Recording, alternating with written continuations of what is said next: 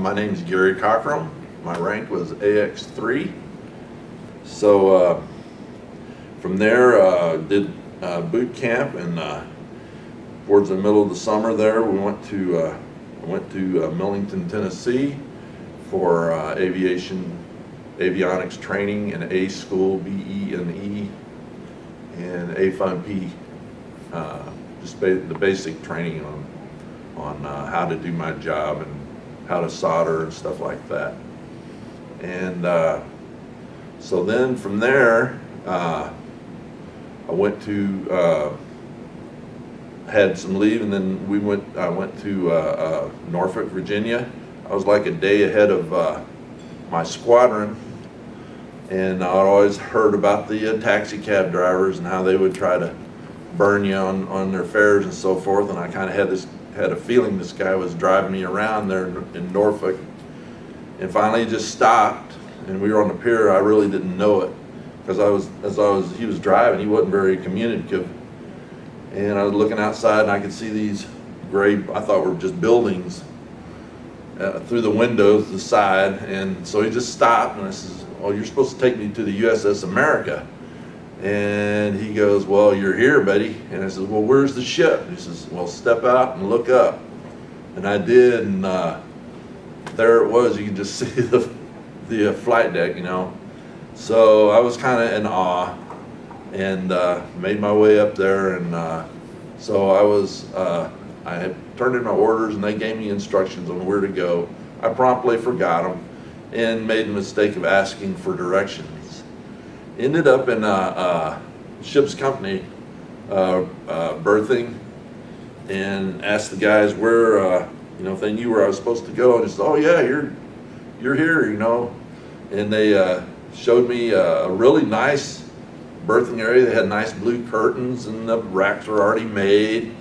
And said, "Well, this one I think is your rack." And so I said, "Well, great, you know." So I threw my sea bag out to the side, hopped in the rack, figuring I'd get a couple hours of snooze time before I go to chow or whatever, you know. And I was there taking a nap, and all of a sudden, "What the blank are you doing in my blanking rack? You blankety blank, blank, blank." And I went, "What?" And of course, there's 2 or 3 guys standing behind this second class, and they were kind of snickering at me and him. Anyway, so they got me lined out on where I was supposed to go, and they took me into this room, and I'm thinking, well, this here must be where they take all their garbage, because it was a berthing area that had not been refitted or anything for the squadron, our squadron that was coming in.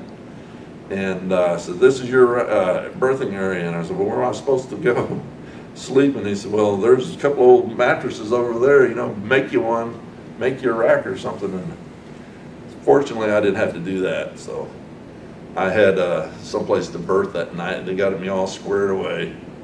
And the next day or two, our squadron came in. And then they got me set up, you know, on TDY. I was worked in the delivering parts and stuff for AIMD.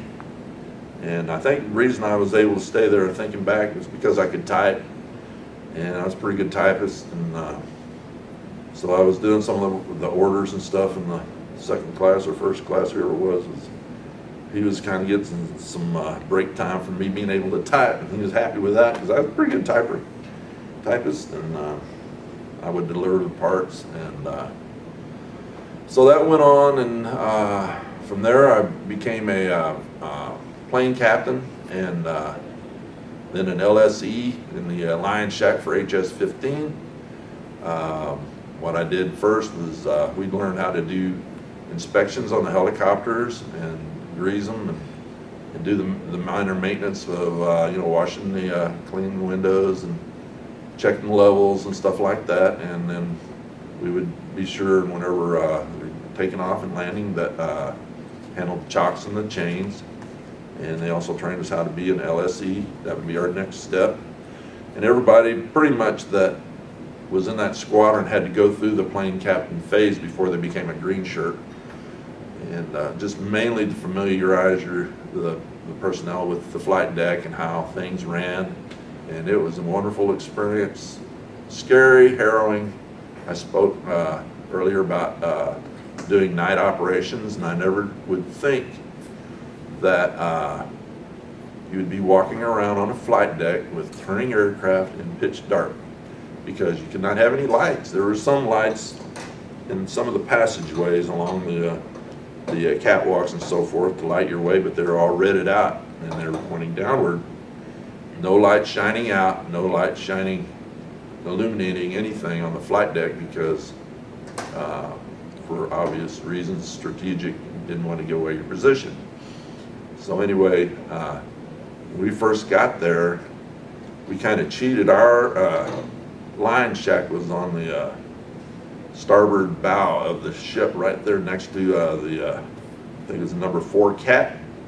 And for about a month, we got away with crossing the cats to get to our position, which was actually what's called a 6-pack.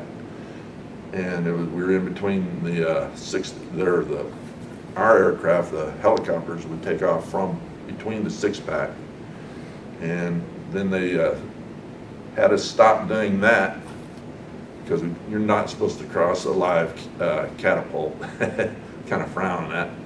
They made us walk all the way to the island and then all the way back, which then we had to run the gauntlet of F-14s and A6s and 7s turning in darkness. So it made it a little more exciting. But, you know, that was just part of our job. Got to meet a lot of nice guys. We were all fairly crazy, I think, and young, and back then there weren't too many restrictions on what you could and couldn't do as far as wrestling around, and I had to go through a couple of 3 initiations, I remember, and they probably aren't suitable for